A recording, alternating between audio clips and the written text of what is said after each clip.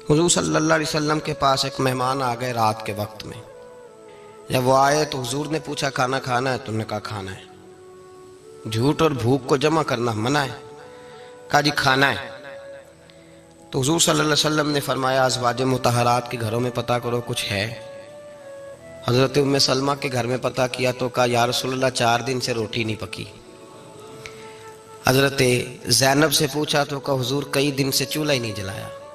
حضرت عائشہ صدیقہ، حضرت میمونہ، حضرت سودا، تمام گھروں سے بظاہر یہ 2 جہاں کے شاہ ہیں پر پاس کچھ رکھتے نہیں. 2 جہاں کی نعمتیں ہیں ان کے خالی ہاتھ میں. ہر چیز ہے پر فقر اختیاری ہے. کوئی شے نہ ملی تو نبی پاک صلی اللہ علیہ وسلم نے مسجد میں اعلان کیا، فرمایا کون ہے جو میرے مہمان کو روٹی کھلائے؟ ان لفظوں کا حسن کوئی حسن والا ہی سمجھ سکتا ہے. فرمایا کون ہے جو میرے مہمان کو کھانا کھلائے؟ تو ایک صحابی لے گئے اور اٹھے وہ صحابی جو صحابہ میں غریب تھے، ایک انصاری جو غریب آدمی تھے. بہت زیادہ امیر آدمی اللہ کی راہ میں خرچ نہیں کر پاتا، اس کے لیے مشکل ہو جاتا ہے. اس کے لیے بہت امیر آدمی جو ہوتا ہے نا، وہ جتنا زیادہ امیر ہوتا ہے نا اتنی دیوار اس کے گرد کھڑی ہو جاتی ہے پیسوں کی، مشکل ہو جاتا ہے اس کے لیے. غریب آدمی کھڑے ہوئے.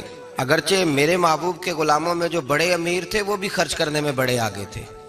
حضرت عثمان غنی رضی اللہ تعالیٰ عنہ، حضرت عبد الرحمن ابن عوف، حضرت ابو بکر صدیق رضی اللہ. لیکن یہ غریب آدمی کا حضور میں لے جاؤں گا، میں لے کے جاؤں گا. اور یہ بخاری مسلم ہے. حضور نے فرمایا لے جاؤ. وہ اب صحابی گھر لے گئے اور بیوی سے مشورہ کیا. بات پہ غور کرنا، ہر چیز کی بھوک دیکھی جا سکتی ہے، بچوں کی نہیں دیکھی جا سکتی. وہ انصاری حضور کے مہمان کو گھر لے گئے، جا کے بیوی سے مشورہ کیا. کہا بھلی مانس گھر میں کچھ ہے؟ تو اس نے کہا تھوڑا سا بچوں کے لیے کھانا رکھا ہے. بچوں کے لیے. بچے تو بزدل کر دیتے ہیں، بچے تو آدمی کو بزدل کر دیتے ہیں، بچے تو مار دیتے ہیں، کلیجہ پھٹ جاتا ہے بچہ بھوکا ہو تو، نیند نہیں آتی. اب صحابی اپنی بیوی سے کیا کہتے ہیں؟ کہتے ہیں بچوں کو بہلا کے سلا دے، اور رسول اللہ کے لیے نہیں، رسول اللہ کے مہمان کے لیے. بھئی نبی پاک کے لیے نہیں، حضور کے.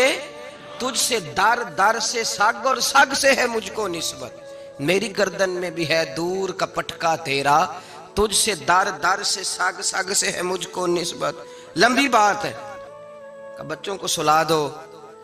بی بی نے بچوں کو سلا دیا تو میاں بیوی کا مشورہ ہوا کہ مہمان کے ساتھ بیٹھ کے روٹی کھانا بھی سنت ہے. تو اب مہمان کے ساتھ بیٹھ کے کھانا بھی ہے تو کھانا ہے 1-2 آدمی کا.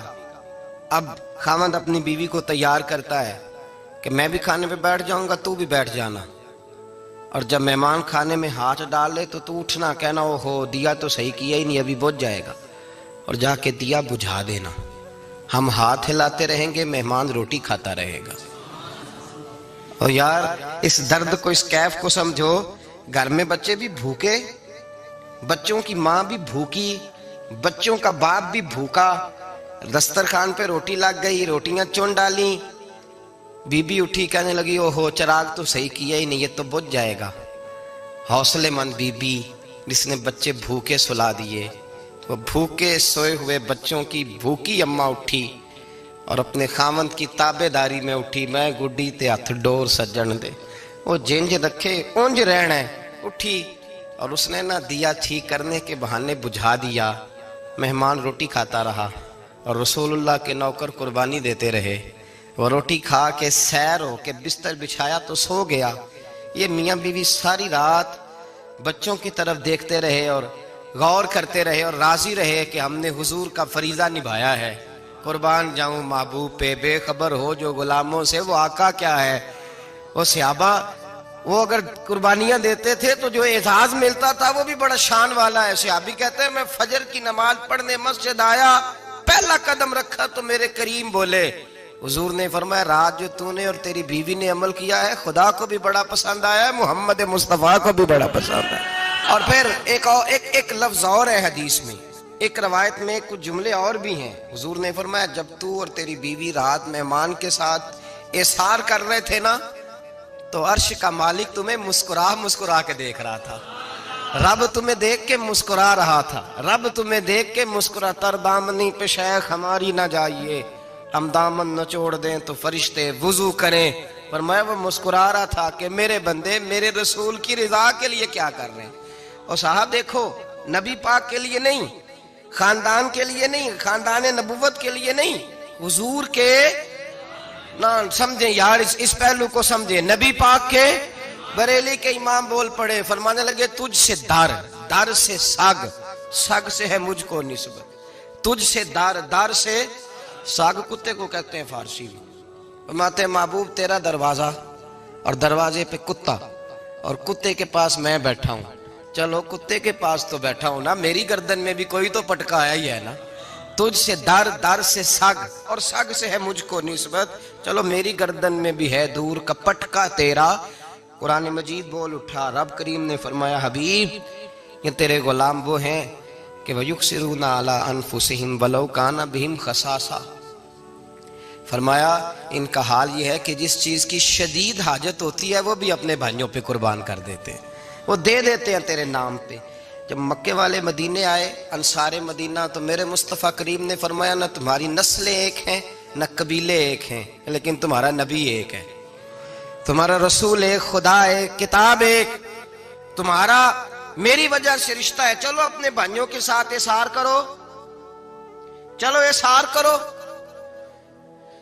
اگر کسی کے 2 مکان تھے تو اس نے ایک اس کو دے دیا جو مکے سے آیا تھا، 2 باغ تھے تو ایک دے دیا، کسی کے پاس ایک تھا تو آدھا بانٹ کے دے دیا، ہر چیز تقسیم کر دی۔ حالات بدل جاتے ہیں، حالات بدل جاتے ہیں، تلک الایام نداولها بین الناس، اللہ لوگوں کے درمیان دن بدل دیتا ہے، حالات بدل گئے، بڑا مال غنیمت آیا، بنو نزیر کا علاقہ فتح ہوا تو میرے رسول پاک صلی اللہ تعالیٰ علیہ وسلم نے انصار مدینہ کو اکٹھا کیا، فرمایا بھئی مال اب بڑا آ گیا ہے، 2 باتیں، یہاں تو اس طرح کرتے ہیں کہ میں ان کو کہتا ہوں جو مکے سے آئے تھے کہ جتنی تمہاری جائیدادیں باغ انہوں نے لیے ہیں واپس کر دیتے ہیں تمہیں، اور جو مال آیا ہے وہ بھی تم میں سے آدھا آدھا دونوں کے درمیان بانٹ دیتے ہیں، یا جیسے تمہارا دل چاہے، تمہارے مال بھی واپس کرتے ہیں اور جو وہاں سے مال آیا وہ تمہارے بیچ بانٹ دیتے ہیں، یا اگر تم کہو تو یہ مال ان کو دے دیتے ہیں مہاجرین کو، تمہیں تمہارے مال واپس مل جاتے ہیں۔ حضور نے پوچھا انصار مدینہ سے، حضرت سعد بن معاذ، سعد بن عبادہ تڑپ کے کھڑے ہوئے، عرض کی محبوبہ میں تو ابو بکر کو جانتا ہی نہیں تھا، حضور مجھے کیا پتا عمر کون ہے، میں کیا جانوں عثمان غنی مولا علی کی عظمتوں کو، محبوبہ میں نے تو تجھے ان کی طرف مسکرا کے دیکھتے ہوئے دیکھا ہے، تیرا جلوہ دیکھا ہے، تجھ سے در در سے ساگ ساگ سے ہے مجھ کو نسبت، یا رسول اللہ صلی اللہ علیہ وسلم ہم سے مشورہ نہ کریں، آپ اس طرح کریں جو جائیدادیں ہم نے انہیں دی ہیں وہ بھی ان کے پاس رہنے دیں اور جو مال آیا ہے وہ بھی ان میں تقسیم کر دیں، اس لیے کہ ہمیں تو بس اتنا پتہ ہے کہ یہ آپ کے غلام ہیں، آپ کے نوکر ہیں، ہمیں اس سے زیادہ کسی چیز کے کوئی غرض، بس آپ کے غلام ہے، بات ختم ہو گئی۔ حضور خاموش ہو گئے، صحابہ کہتے ہیں دیر کے بعد ہم نے کہا فیصلہ ہونا چاہیے، فیصلہ پتہ کیا ہوا؟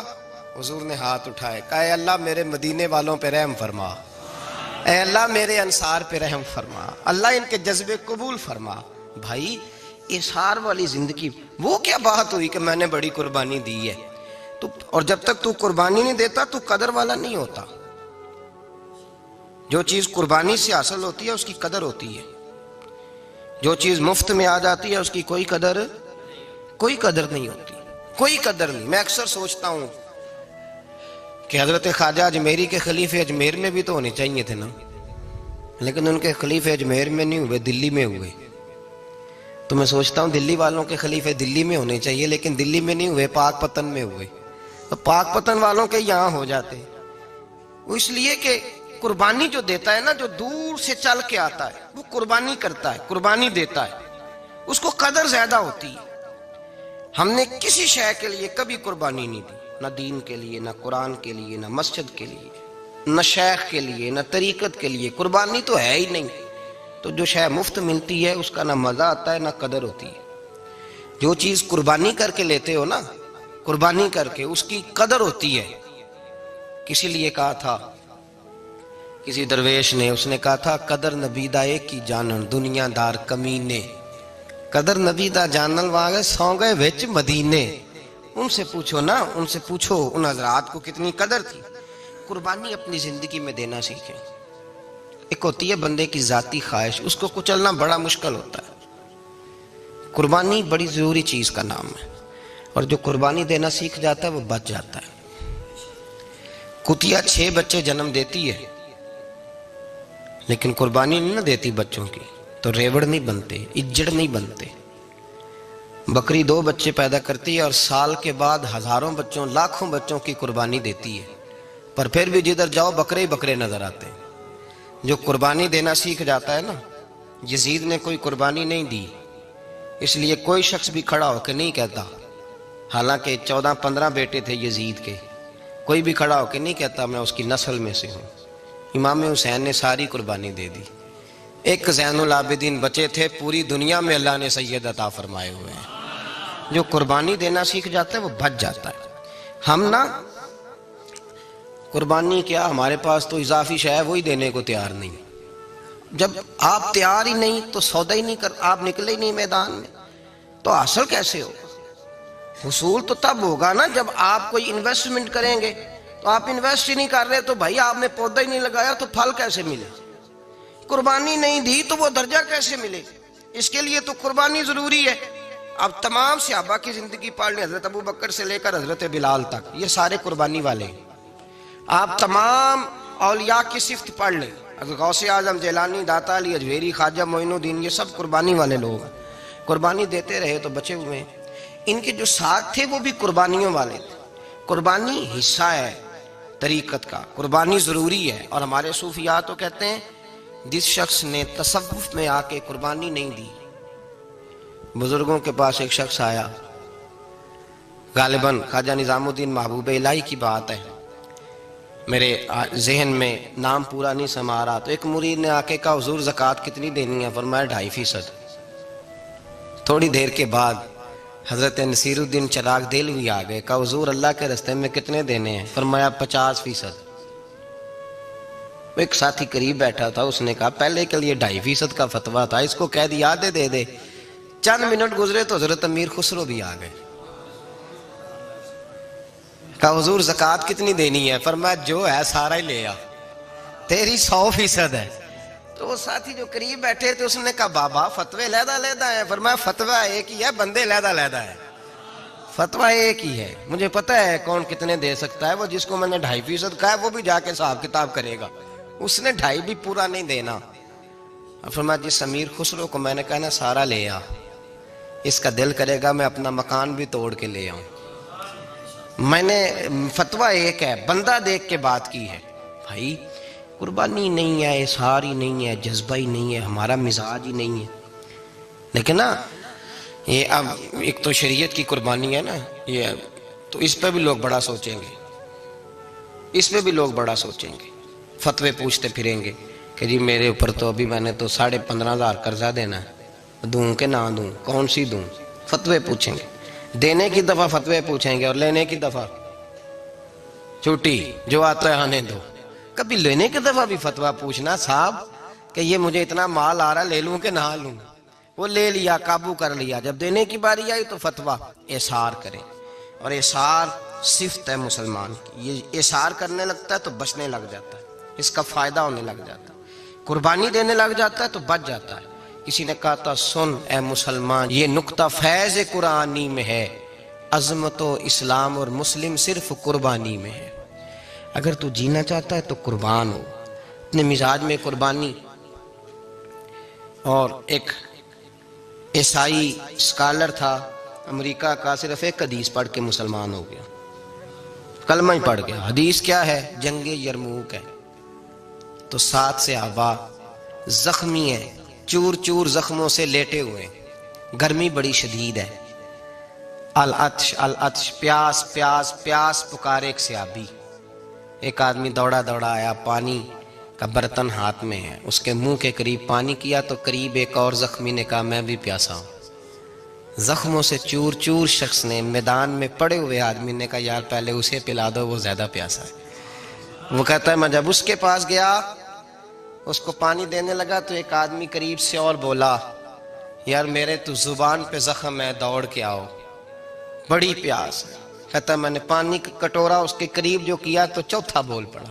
میں اس نے کہا ادھر لے جاؤ یار، میرا گزارا ہو جائے گا، کام چل جائے گا۔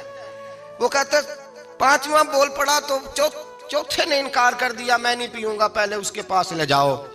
کہتا حد ہو گئی۔ ساتویں تک میں آیا، اور جب میں ساتویں تک آیا تو پہلے نے پھر چیخ ماری۔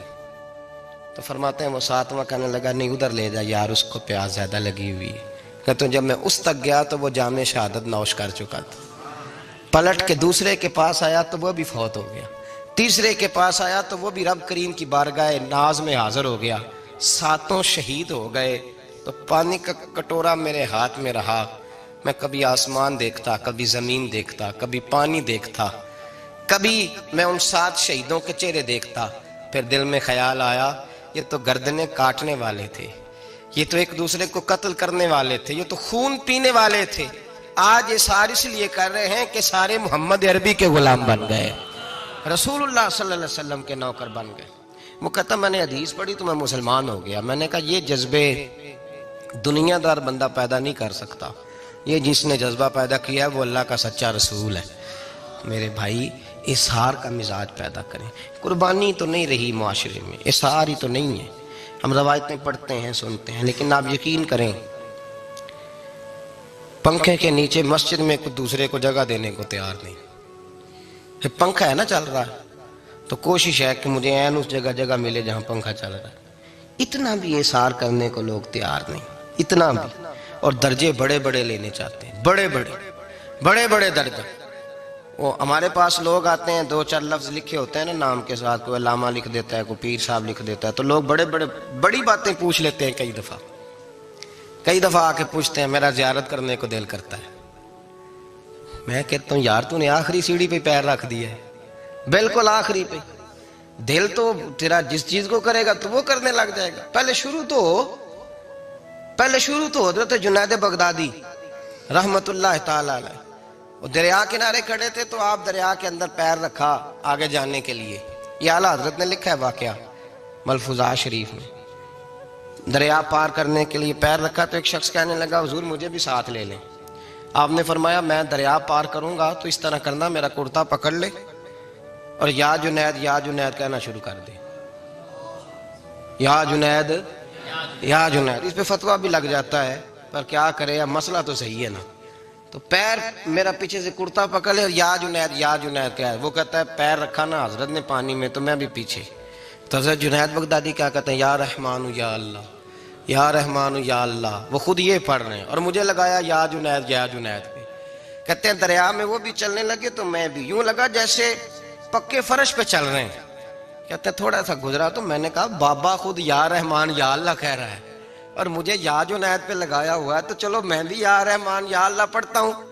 کہتے ہیں میں نے یا رحمان یا اللہ کہا تو میں ڈوبنے لگ گیا، دریا میں ڈوبنے لگا۔ تو حضرت فرمانے لگے تجھے کہا نا یا جنید کہہ، کہتے پھر یا جنید کا تو پھر اوپر آ گیا۔ تھوڑا اور جا کے اب شیطان باز تو آتا نہیں، الذی یوسوس فی صدور الناس، یہ جاتا تو دل تک ہے نا، باز تو آتا نہیں۔ دن میں 36 دفعہ تو مشورہ دیتا ہے کہ سیدھی نماز پڑھو، یہ کس چکر میں لگ گئے، روز تو تقریر کرتا ہے۔ کہتا پھر دل میں وسوسہ آیا تو پھر میں نے جا کے کہا کہ یہ مجھے خود یا رحمان یا اللہ اور میں یا جنید، پھر میں نے کہا یا رحمان یا اللہ تو پھر ڈوبنے لگا۔ کہتے ہیں بابے نے پکڑ کے نکالا، کہا چپ کر کے یا جنید کہہ اگر پار جانا ہے تو، یا جنید کہہ۔ کہتے کنارہ آ گیا تو میرے دل میں خودی تھی، وسوسہ تھا کہ بابا تو یا رحمان یا اللہ کہے تو ترے، میں کہوں تو ڈوبے، میرے دل میں وسوسہ تھا۔ اللہ والے ادھار تو رکھتے ہی نہیں نا، جو بات دل میں آتی ہے وہ بیان پہلے کر دیتے ہیں، ادھار تو ہے ہی نہیں ان کے ہاں۔ وہ تو کہتے ہیں تجھے بولنے کی گنجائش ہی نہیں دیں گے، تیرے سوال دل میں ہوگا جواب ہماری زبان پہ ہوگا، یہ تو چکر ہی نہیں نا، بالکل کوئی کھاتا ہی نہیں۔ رب کریم کا بندہ تو بات ہی وہ کرتا ہے جو کو دل میں لے کے آتا ہے۔ فرماتے ہیں جیسے ہی میرے دل میں یہ وسوسہ تھا، حضرت جنید بغدادی رحمت اللہ تعالی علیہ باہر نکل گئے تو پلٹ کے میری طرف دیکھا اور مسکرا کے فرمانے لگے بیٹا جنید تک تو پہنچ لے، اللہ تو ابھی بڑی دور ہے، ابھی جنید تک تو پہنچ جا، ابھی تو جنید تک نہیں پہنچا، ابھی تو میرے تک تو پہنچ جا، اللہ تو ابھی بڑی دور ہے، تو ڈائریکٹ ہی وہاں تک جانے لگا ہے۔ شروع تو ہو ابھی، تو یہاں لوگ سیدھا ہی آ کے کہتے ہیں زیارت کرنی ہے۔ مجھے ایک صاحب کہنے لگے جی میں نے ایک پیر صاحب کے بارے میں سنا ہے ان کی بیعت ہوتے ہی بندے کو نبی پاک کا دیدار ہو جاتا ہے۔